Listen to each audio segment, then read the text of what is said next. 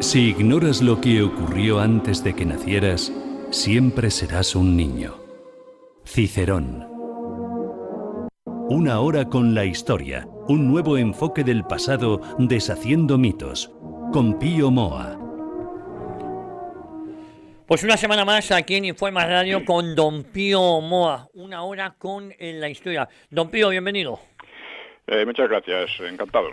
Bueno, tenemos que seguir hablando de la convulsa política española, cómo está el asunto, antes de meternos en materia, como hacemos siempre, esas reflexiones que don Pío Moa está en su blog Más España, Más Democracia, www.piomoa.es. Por cierto, don Pío, la izquierda deja Twitter, después de que no han podido con ella, ahora la abandonan. Hace muy bien, o sea, pero lo que no hay que dejarles espacio, si se van a otro sitio hay que seguirles. Hay que seguirles, efectivamente. Sí, hay que ir allí a darles guerra, que no tengan descanso, porque esta gente ha llevado muchos años en que hacían lo que les daba la gana, decían lo que les daba la gana y se imponían, ¿no? Y ahora, afortunadamente, pues están un poco a la defensiva. Sí. Y no hay que dejarles tranquilos, espacio. No.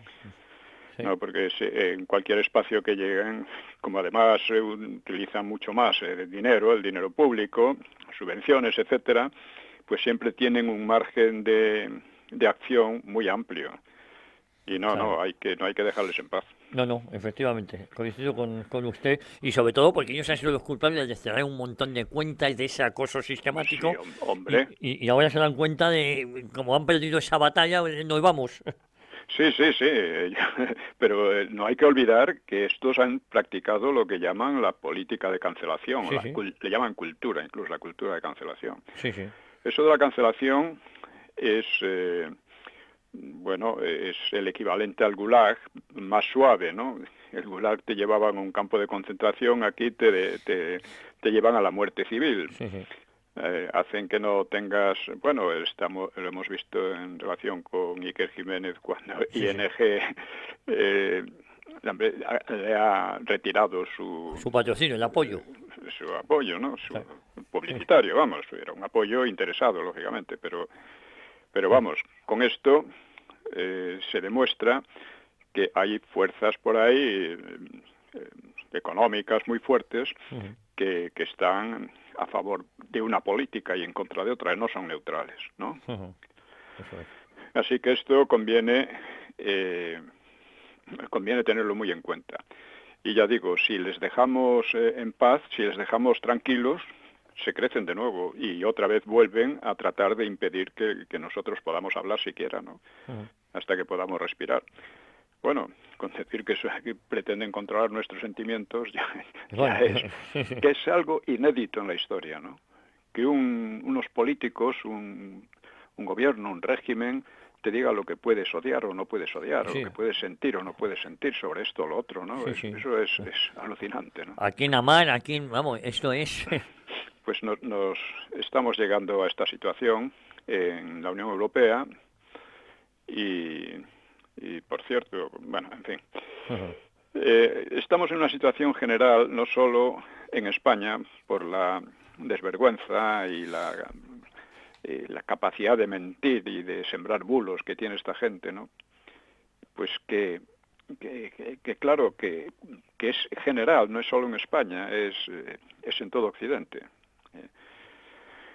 Y hace poco ha publicado un libro, Arnaud Imaz, que es uno de los ensayistas políticos más interesantes del panorama intelectual francés, ¿no? Pues lo ha publicado con traducción española, en editorial Actas, pues un libro importante. Se titula Resistir a lo políticamente correcto en la historia. Hitos para un conocimiento no contaminado por la ideología globalista. El libro está prologado por el pensador español Dalmacio Negro.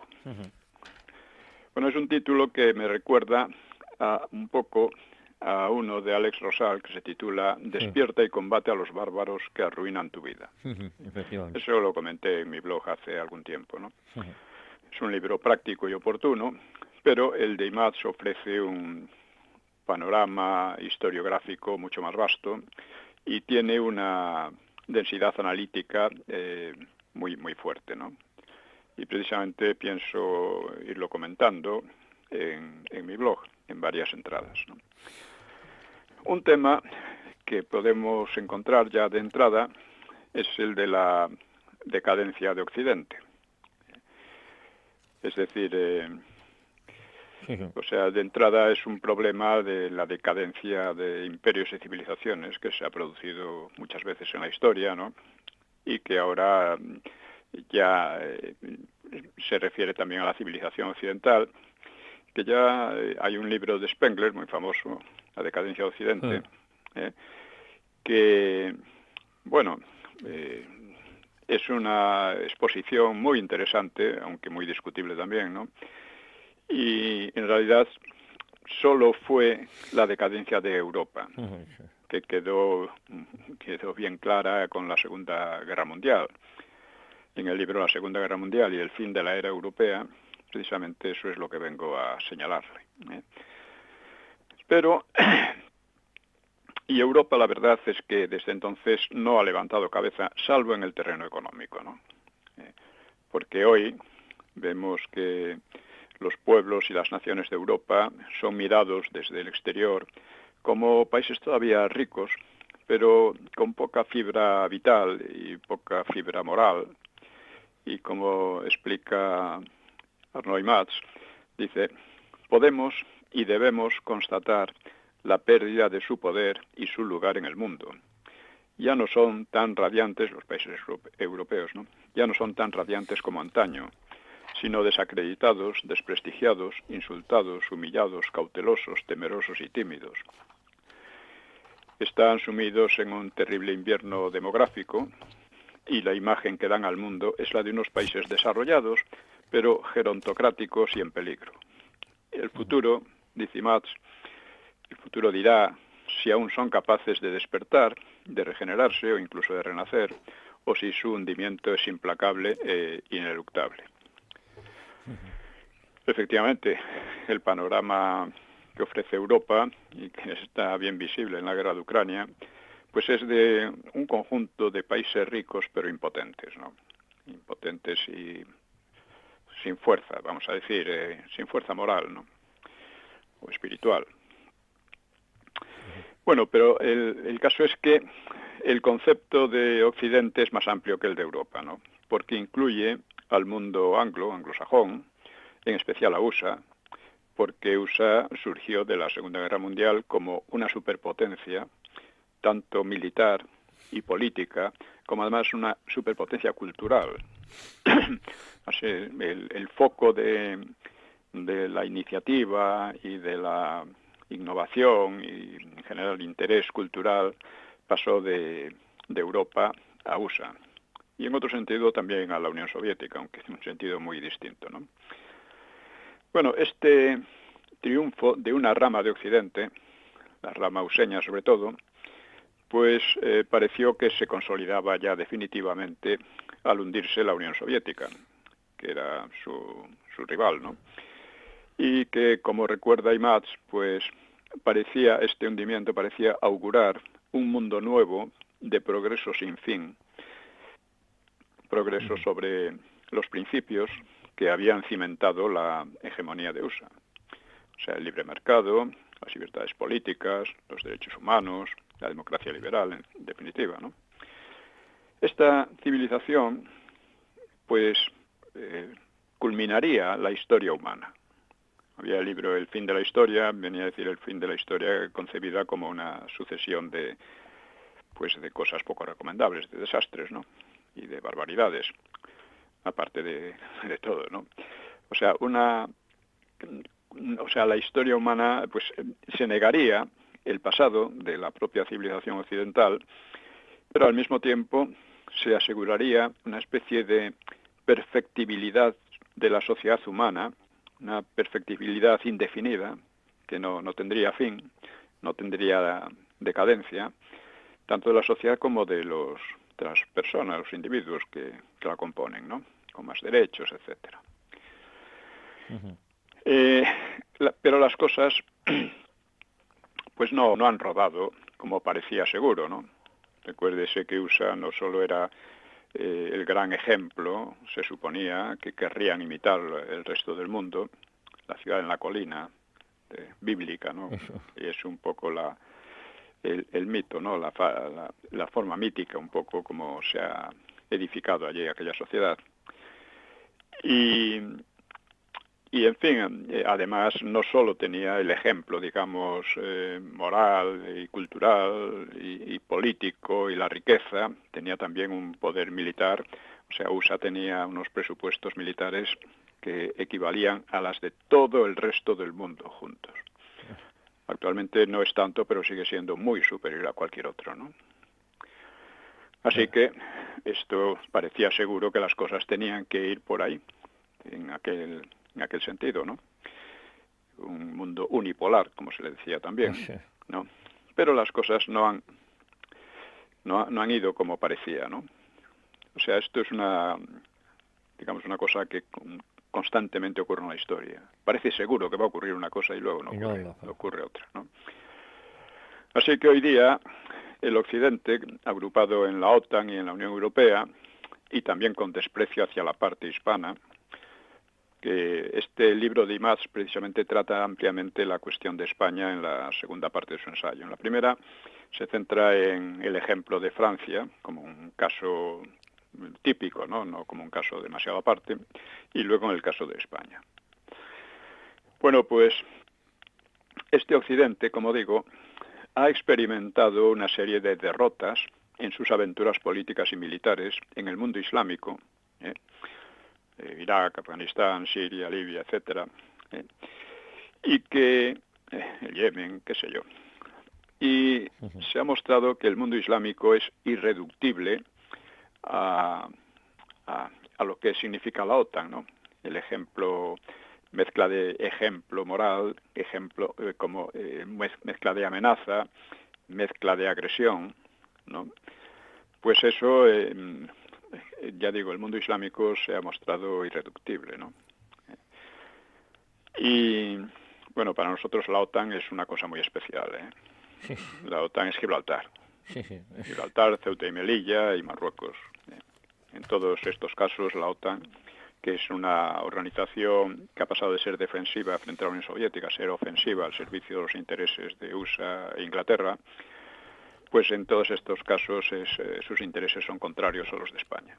Cosa que nadie quiere decir, todo el mundo se hace los focos al respecto, pero que es la situación real que describe la posición de España en el mundo hoy. Aparte de la cuestión islámica, pues China y quizá la India se presentan como otras civilizaciones en rivalidad con la occidental y civilizaciones en crecimiento, mientras que la occidental parece que está en declive. Y tenemos la última o penúltima operación político-militar de la OTAN, Unión Europea, en el corazón de Europa, en Ucrania, una operación que amenaza descontrolarse y ampliarse a una tercera guerra mundial, que también podría extenderse desde otros focos, como Oriente Próximo o la rivalidad entre USA y China. O sea, una posibilidad que sería la más catastrófica de la historia humana. En relación con Ucrania, estamos viendo cómo Trump ha dicho que acabaría con esa guerra. Vamos a ver si es verdad, si lo hace. Es una cosa difícil, pero puede ocurrir. Y la única manera de que ocurra es que Ucrania pierda las zonas de cultura rusa, que son casi un 20% de su territorio, porque las ha acosado, las ha atacado militarmente, las ha tratado de desrusificar de una manera absolutamente tiránica, ¿no? Así que, como no han querido cumplir los acuerdos de Minsk y luego los preacuerdos que hubo de Estambul, pues lo más probable es que la paz solo sea posible de esa manera. Y ahora, pues Biden, aprovechando que todavía Trump no ha tomado el poder, por así decir, pues ha autorizado a Ucrania a atacar con misiles de largo alcance a Rusia, lo cual puede, en fin, descontrolar la situación. Que es lo que tratan, de descontrolarla.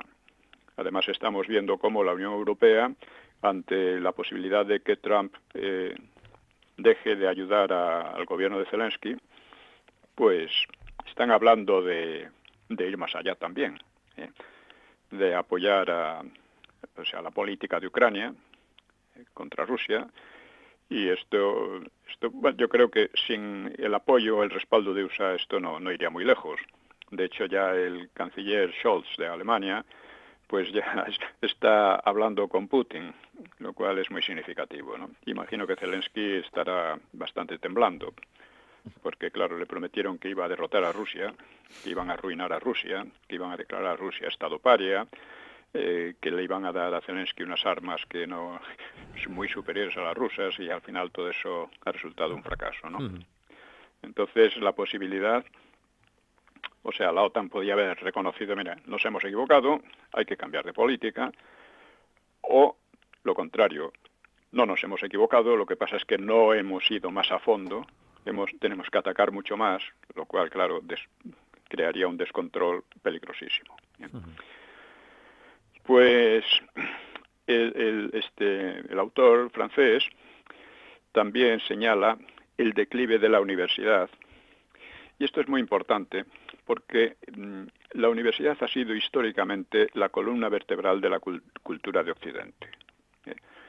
En Occidente se ha desarrollado la universidad como una fuerza que ha tenido sus altos y bajos históricamente, pero se ha desarrollado como una fuerza que ha permitido, por una parte, la innovación espiritual, la innovación intelectual y científica, y que ha dado una continuidad a toda la cultura occidental.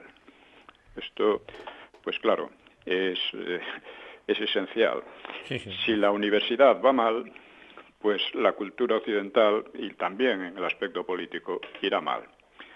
Así, por ejemplo, en España vemos concretamente, lo vengo denunciando hace tiempo, lo denuncia mucha gente, ¿no?, que la universidad, en el aspecto, sobre todo en el aspecto de las humanidades, pues es una auténtica desgracia. Se ha escrito el libro Galería de charlatanes para exponer en el aspecto historiográfico, pero no solo en el historiográfico, en todos los aspectos, excepto en la técnica y la ciencia, que bueno, es una universidad mediana, no demasiado, no es mala realmente la posición actual de la Universidad Española en esos aspectos, técnico y científico, sin ser una maravilla, ¿no? Pero bueno, no es mala. Pero en el aspecto de las humanidades es terrorífica, lo que solemos llamar humanidades, ¿no? La filosofía, la literatura en general, en lo que tiene de, digamos, de apoyo a la literatura, en la historiografía, que es muy importante porque la historiografía tiene unas consecuencias políticas de largo alcance e inmediatas, ¿no?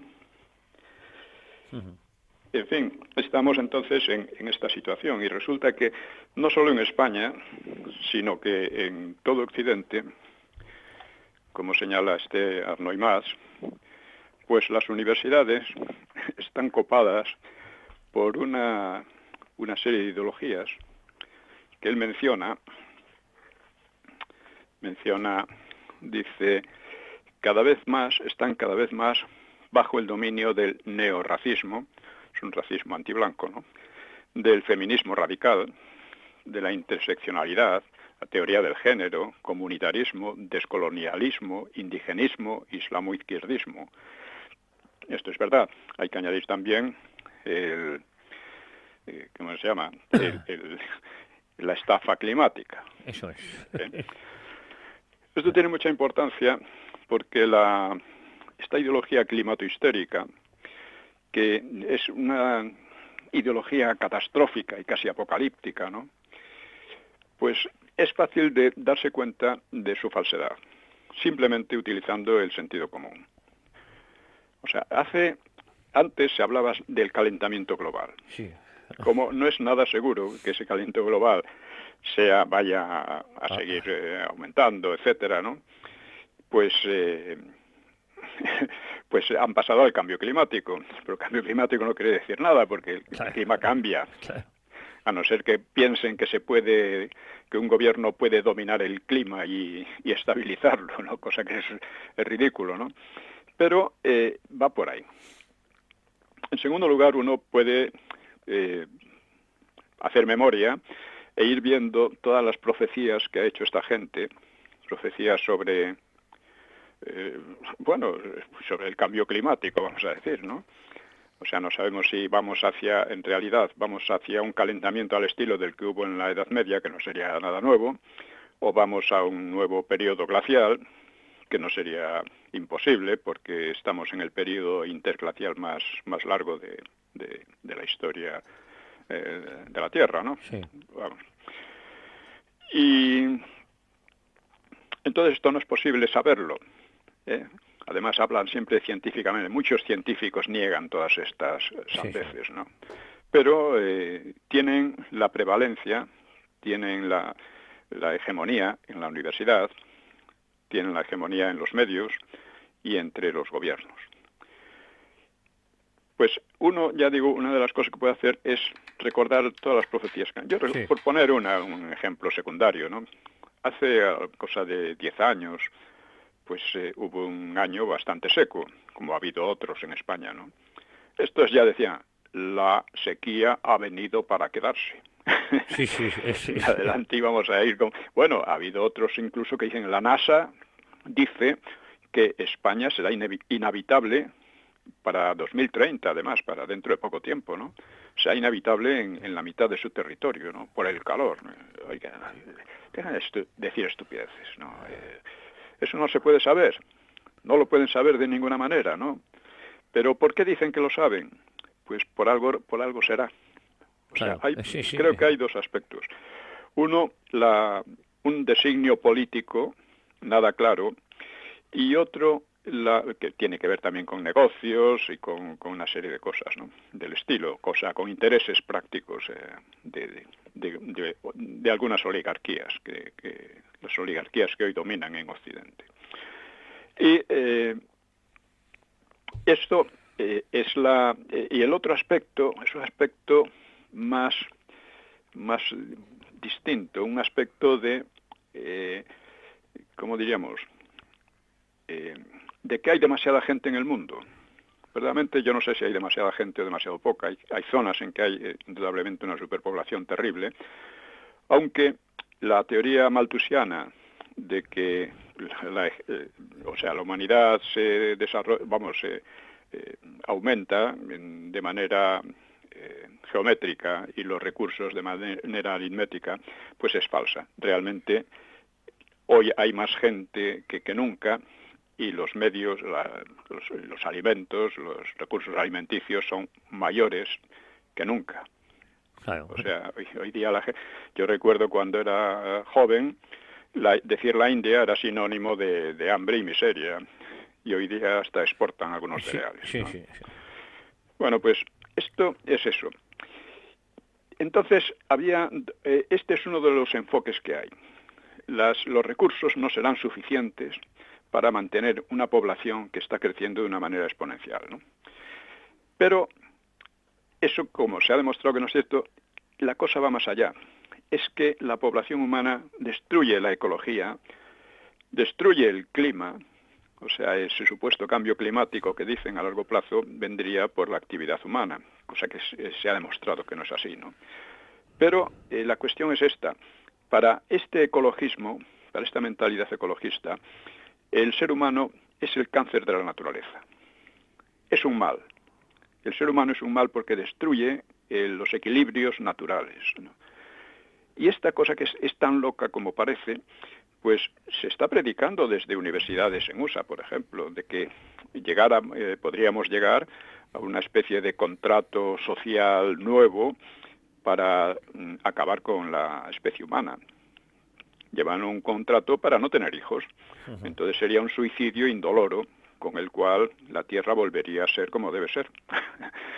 Estas cosas, ojo, que nos parecen verdaderas locuras y sin embargo se están imponiendo de una manera u otra. Uh-huh. O sea, no es solo que no haya recursos, porque se ve que los hay, es los que se desarrollan. Pero pero es que el ser humano es un cáncer.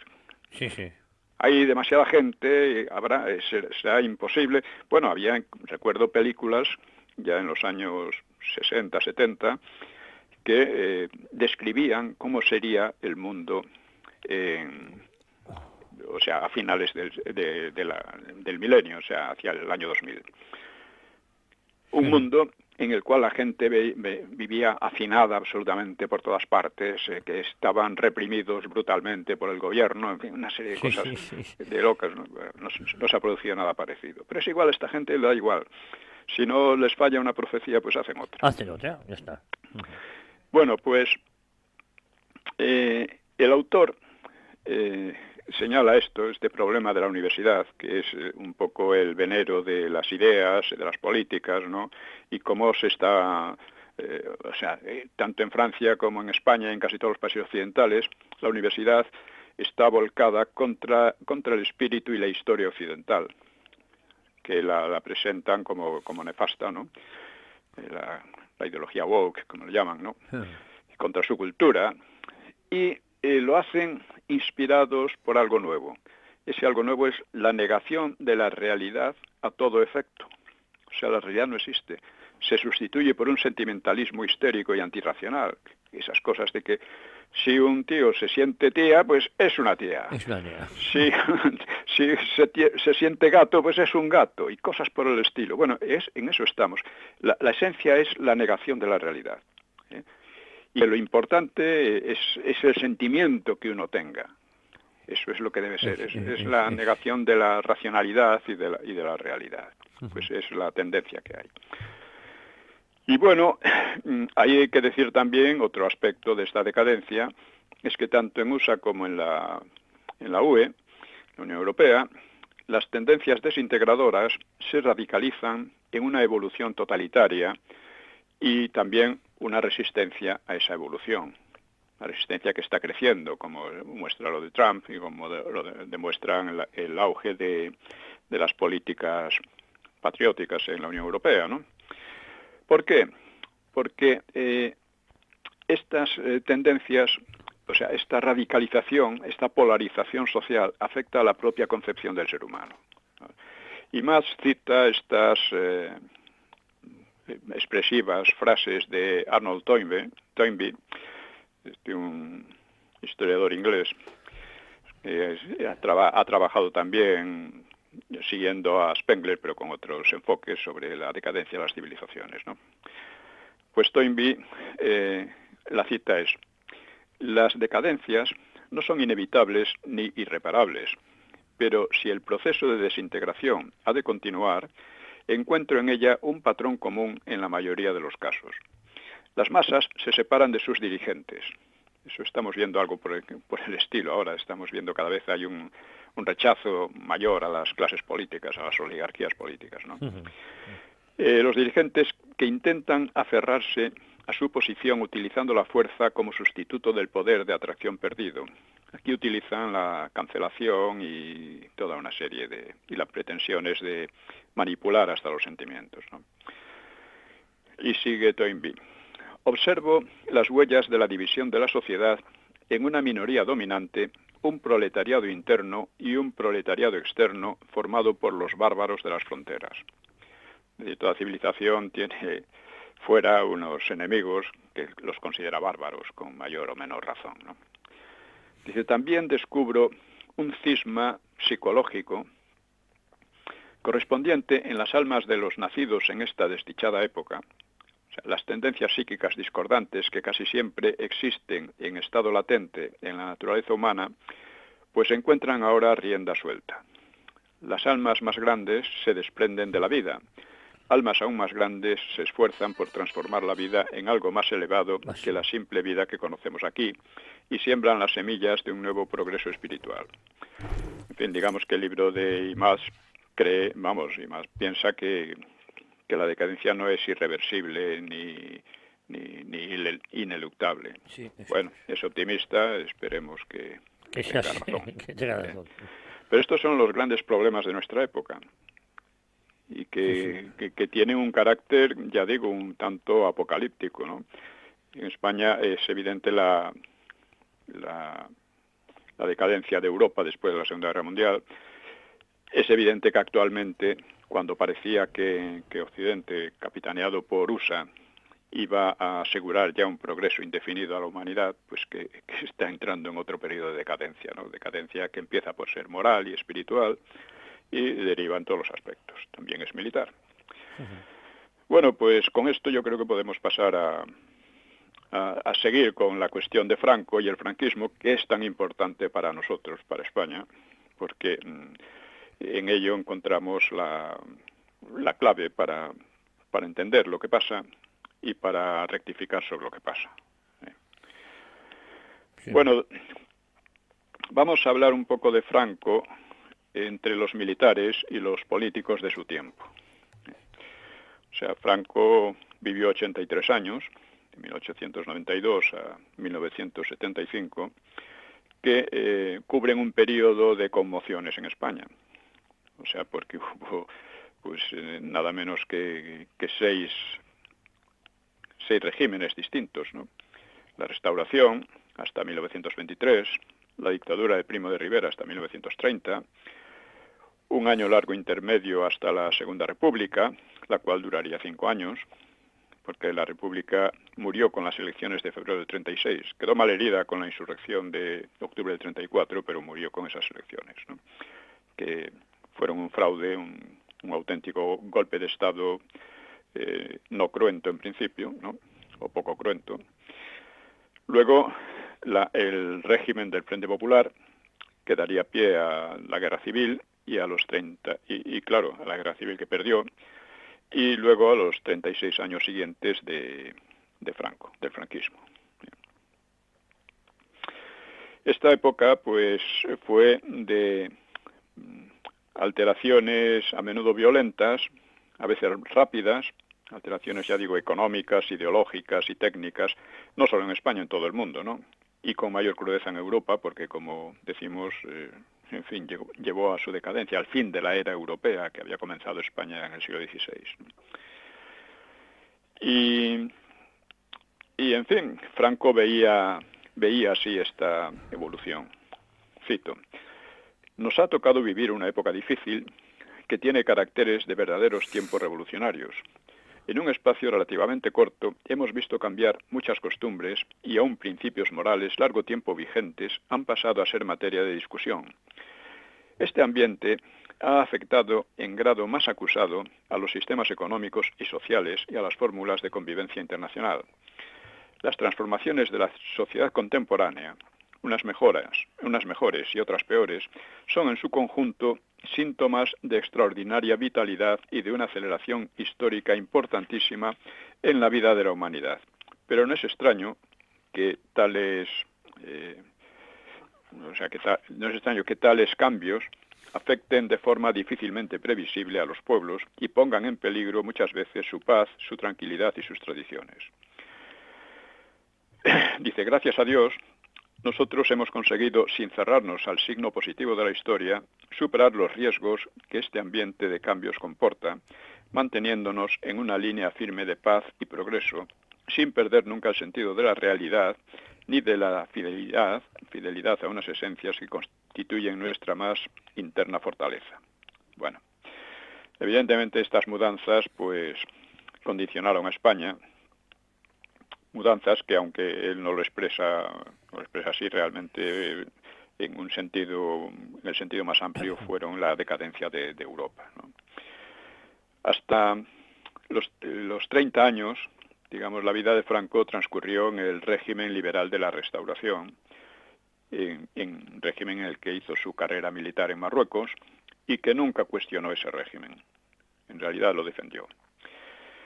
Fueron sus años de formación y de ellos pues quedarían en Franco unas actitudes más bien liberales.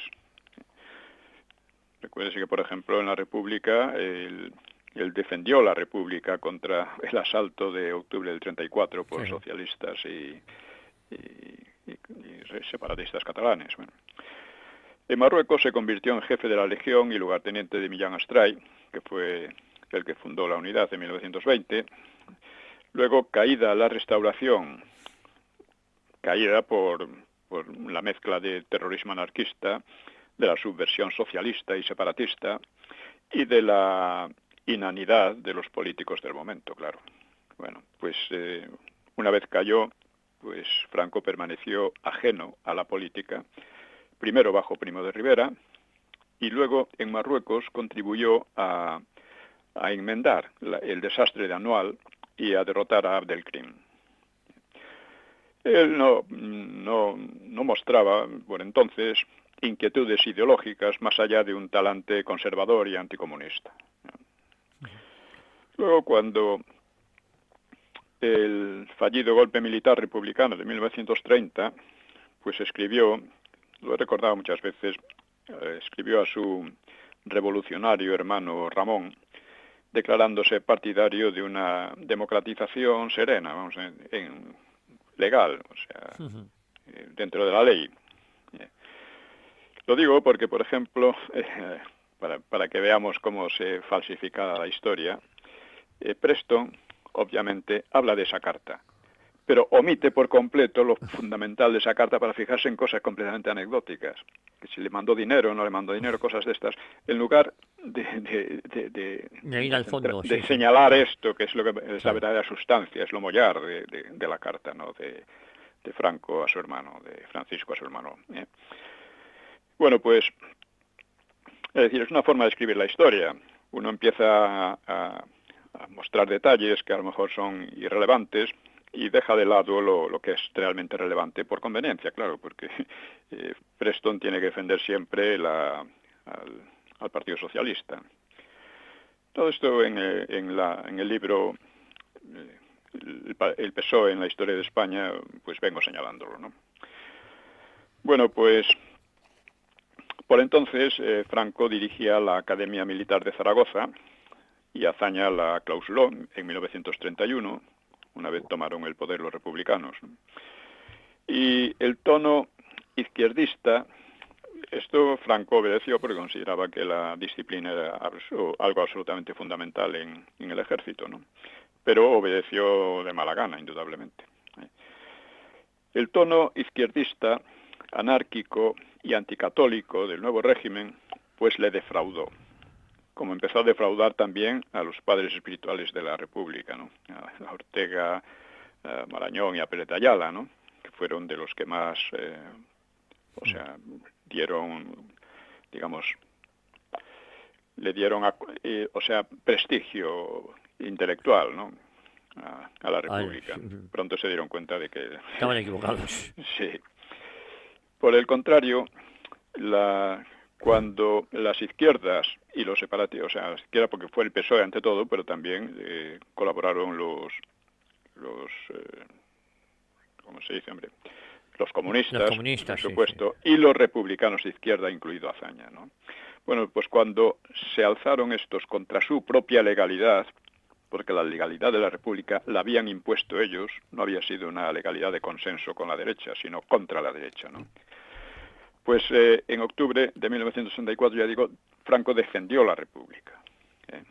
Ahora, lógicamente, todo cambió desde el triunfo del Frente Popular en las elecciones no democráticas de febrero de 1936. Hoy sabemos que fue lo sabíamos ya desde hace muchos años, lo había señalado yo, que habían sido elecciones fraudulentas. Y en el aspecto puramente técnico, puramente de detalle, pues ha quedado demostrado por las investigaciones de Tardío y ¿cómo se dice? Sí, ¿cuál era el nombre del otro? Villa García. Sobre las elecciones, el fraude y violencia en las elecciones de 1937 del Frente Popular. Entonces Franco se sumó a la conspiración de Mola, pero no resolvió sublevarse hasta el asesinato del líder derechista Calvo Sotelo, porque esperaba o bien que de una manera u otra las cosas se recondujeran y que ante el terror y la anarquía que estaban imponiéndose en España el propio gobierno de Azaña hiciera algo, pero que no fue así en lo más mínimo, casi al contrario, ¿no? De hecho, amparaba todas estas situaciones, fechorías y crímenes. Y fue, en fin, cuando el asesinato de Calvo Sotelo, hecho por los socialistas, es importante recordarlo, pues fue él quien salvó la difícil posición inicial de la sublevación, porque los otros jefes rebeldes, Mola y Queipo de Llano, pues le debieron a él el salvarse, por así decir. Mola estuvo, según Queipo de Llano, y probablemente es cierto, estuvo a punto de marcharse, ¿no? Pensando que había fracasado y que lo mejor era bueno, exiliarse, ¿no? Pero le animó mucho que Queipo de Llano se hubiera impuesto en Sevilla. Y entonces la cosa se mantuvo. Pero Franco fue el que consolidó a Queipo de Llano, pasando el ejército, bueno, partes del ejército de África a la península, ¿no?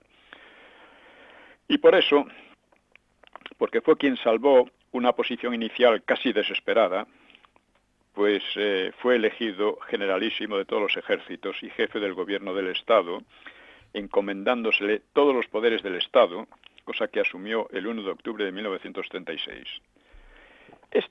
Otra vez volvemos a lo que es relevante y lo que no lo es. O sea, porque sobre este tema, una serie de historiadores, en fin, se han dedicado a decir que si le apoyaba que si Cabanellas, que si el temor de unos, que si el no sé qué, que si lo nombraron por jefe del gobierno y no del Estado y cosas por el estilo, ¿no? La cuestión es que solo él podía dirigir aquello porque fue el que salvó la situación, pasando de una manera muy audaz y con iniciativa históricamente nueva, vamos, ¿cómo se llama? El paso por el aire, ¿no? De parte del ejército, ¿no? Y también por mar pasó al Pripio, ¿no? Bueno, pues esto lo hacía de una manera natural, que fuera el jefe, ¿no? Y que los demás le reconocieran como el jefe, ¿no? Porque lo había salvado la situación y los había salvado a todos, ¿no? Y entonces Mola estuvo a punto de quedarse sin municiones y fue gracias al avance de las tropas de Franco por Extremadura como se llegó a enlazar y se le pudo salvar de esta situación tan mala, ¿no? Bueno, la verdad es que hubo algunos equívocos y algunas reticencias de algunos generales porque no se especificó la duración de los cargos de Franco y Franco mostró entonces por primera vez una decisión política radical. Probablemente pensó ya en instaurar un nuevo Estado, porque juzgaba fracasada la experiencia tanto de la Restauración como de la República, y lo cual era verdad por otra parte, y desconfiaba de la capacidad política de sus compañeros de armas, porque dentro del bando franquista había buenos militares, pero políticos, en fin. En fin.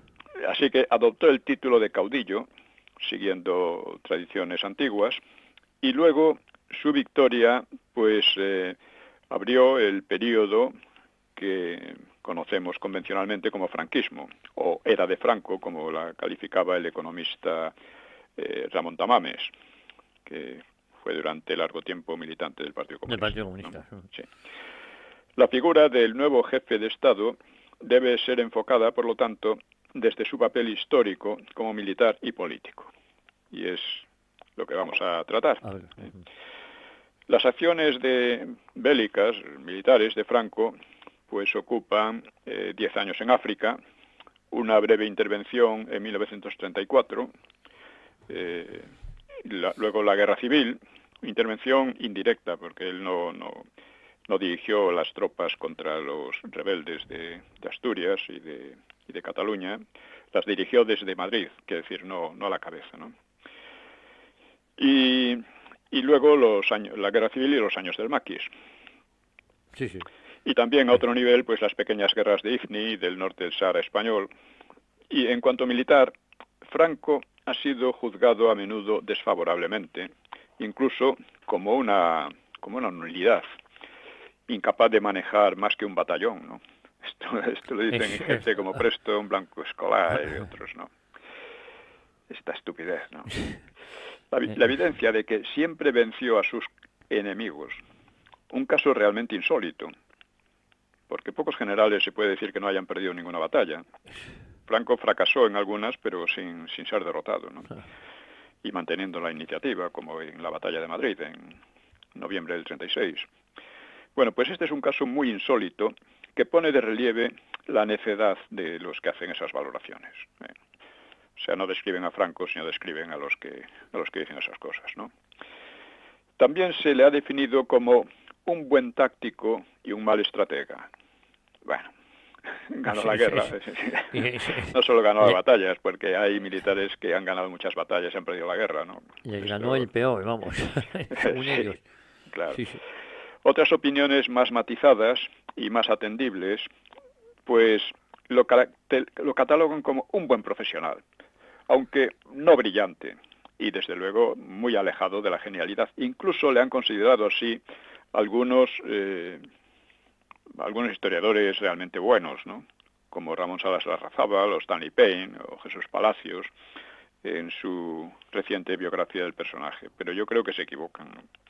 Creo que el juicio solo se puede hacer desde una apreciación de la guerra civil, porque la de Marruecos y las demás pues son de rango menor y no permiten evaluar su calidad de estratega, ¿no?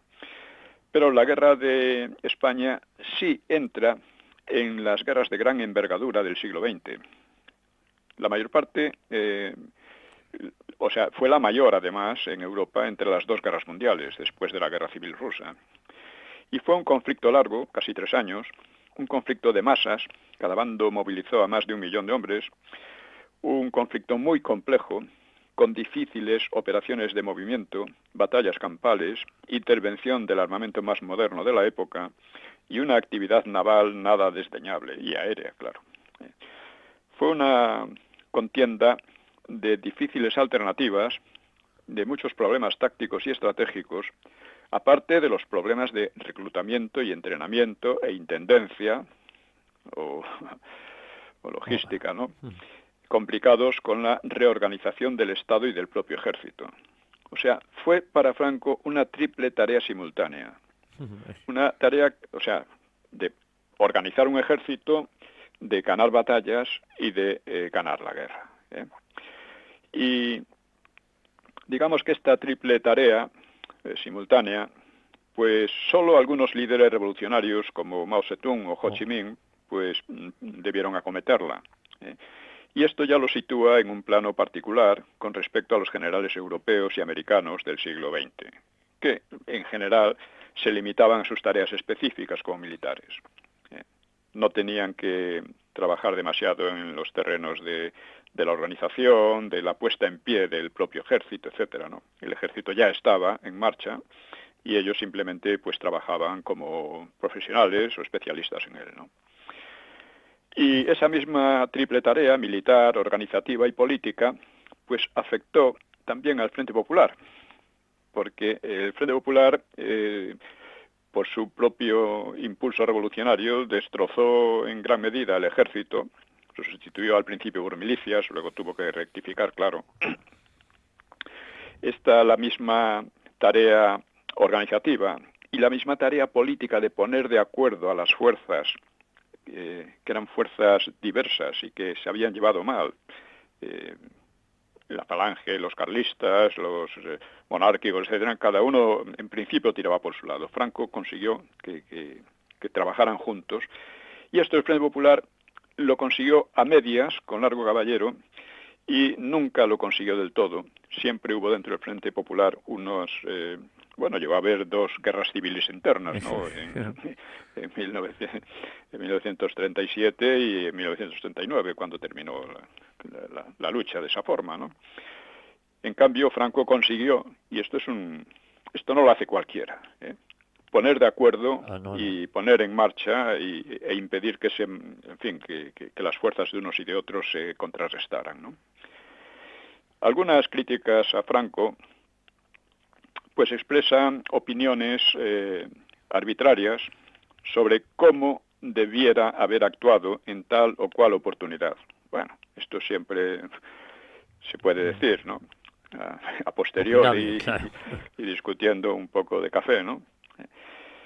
Pues lo cierto es que toda operación bélica pues lleva consigo graves riesgos, y casi siempre lleva consigo errores de detalle o no de detalle, y sus jefes tienen que tomar decisiones disponiendo de menos información que los analistas a posteriori.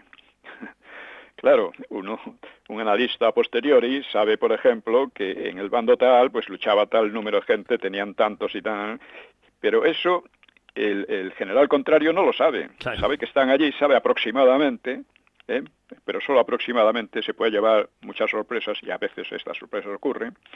Pero claro, el que ya analiza con todo material de archivo y lo que tenían unos o que tenían otros, etcétera, pues ya habla de otra manera, pero también históricamente no tiene ninguna influencia, claro. Así que... Don Pío, nos quedan unos 4 minutos, ¿eh? Bueno, pues vamos a seguir un poco con esto. Sí. Así que el criterio de valoración en el terreno militar es justamente la victoria o la derrota. El que vence tiene militarmente razón, y el que es derrotado pues pierde. No, evidentemente.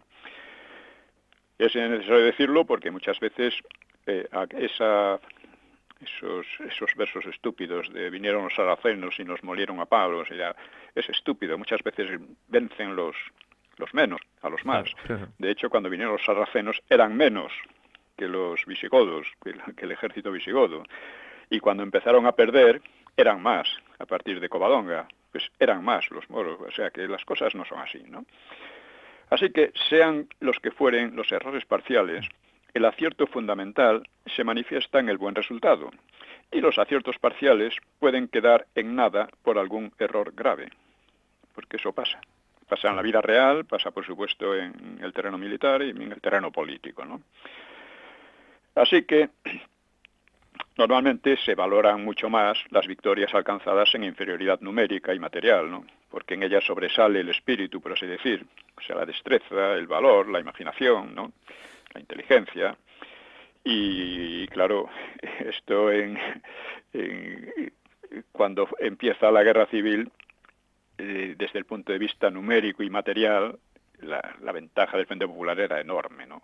Lo más lógico en aquellos momentos es que los otros tiraran la toalla y dijeran, bueno, vámonos al exilio porque esto ha fracasado. Bueno, pues no fue así, y fue en gran medida gracias a Franco, ¿no? Así que, muy en síntesis, la guerra de España puede dividirse en 3 partes. Los primeros 5 meses, hasta la batalla de noviembre-diciembre en Madrid, con perspectivas de guerra corta, mediante la acción de pequeñas columnas irregulares, en gran parte voluntarias, ¿no? Pues fue la primera parte, claro.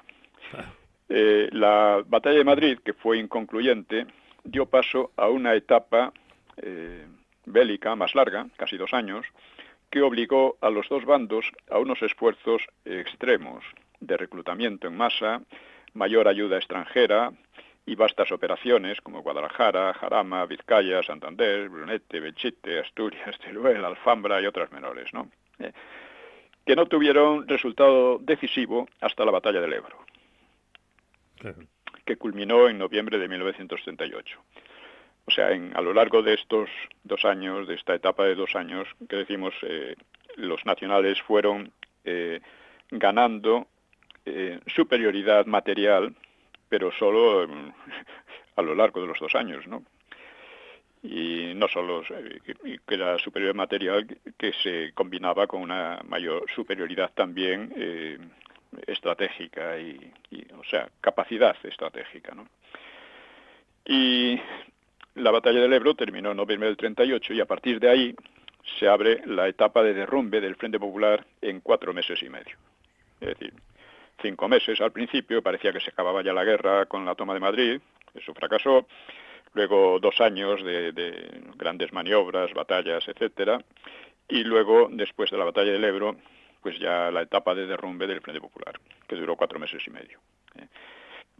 No sé si nos queda tiempo. Nos queda ya para ir despidiendo, don Pío. Pues nos vamos a despedir. Seguiremos porque este es un tema de lo más interesante. Lo he tratado bastante en el libro ¿Por qué el Frente Popular perdió la guerra? Que creo que conviene señalarlo, ¿no?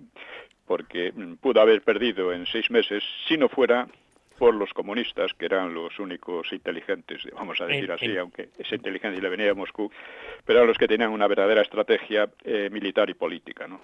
Los otros que formaban el Frente Popular, pues, en fin, era como diría Azaña, gente impresionable, ligera, sentimental y de poca chaveta.